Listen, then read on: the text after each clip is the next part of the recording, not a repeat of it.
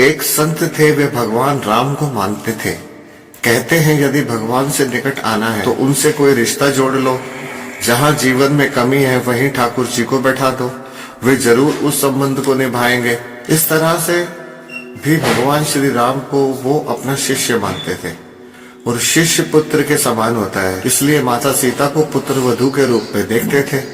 उनका नियम था रोज मंदिर जाते और अपनी पहनी हुई माला को भगवान को पहना देते थे।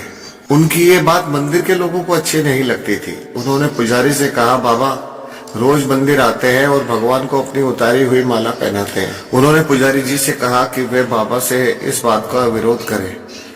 अगले दिन बाबा मंदिर आए और पुजारी जी को माला उतार कर दी। पुजारी जी ने मंदिर आए और पुजारी जी को माला उतार कर दी तो पुजारी जी ने माला भगवान को पहनाने से इनकार कर दिया। साथ ही कहा कि यदि आपको माला पहनानी है तो बाजार से नई माला लेकर आए, ये पहनी हुई माला ठाकुर जी को नहीं पहनाएंगे। वे बाजार गए और नई माला लेकर आए। आज संत मन में बड़े उदास थे। अब जैसे ही पुजारी जी ने वह नई माला भगवान श्री राम को पहनाई, तुरंत वह माला टूटकर नीचे गिर गई। उन्होंने फिर जोड़कर पहनाई, माला फिर टूटकर गिर पड़ी। ऐसा 3-4 बार किया पर भगवान ने वह माला स्वीकार नहीं की।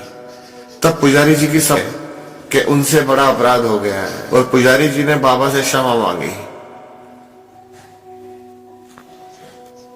संत सीता जी को बहू मानते थे, इसलिए जब भी मंदिर जाते पुजारी जी सीता जी के विग्रह के आगे पर्दा कर देते थे। भाव ये होता था कि बहू ससुर के सामने सीधे कैसे आए और बाबा केवल श्री राम जी के ही दर्शन करते। जब भी बाबा मंदिर आते तो बाहर से ही आवाज लगाते, पुजारी जी हम आ गए हैं।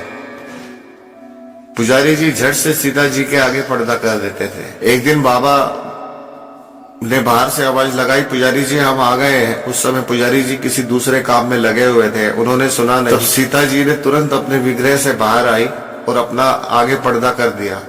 जब बाबा मंदिर में आए तो ये देखकर पुजारी हुआ कि सीता जी का विग्रह का पर्दा तो लगा है। पुजारी जी बोले, बाबा आज तो आपने आवाज तो लगाई ही नहीं। बाबा बोले, पुजारी जी मैं तो रोज की तरह आवाज लगाने के बाद ही मंदिर में आया था।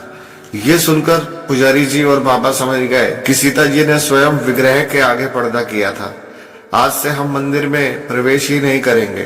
अब बाबा रोज मंदिर के सामने से निकलते और बाहर से ही आशीर्वाद देकर चले जाते।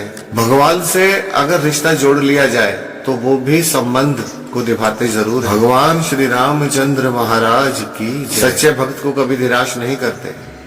बोलो वृंदावन बिहारी लाल की जय।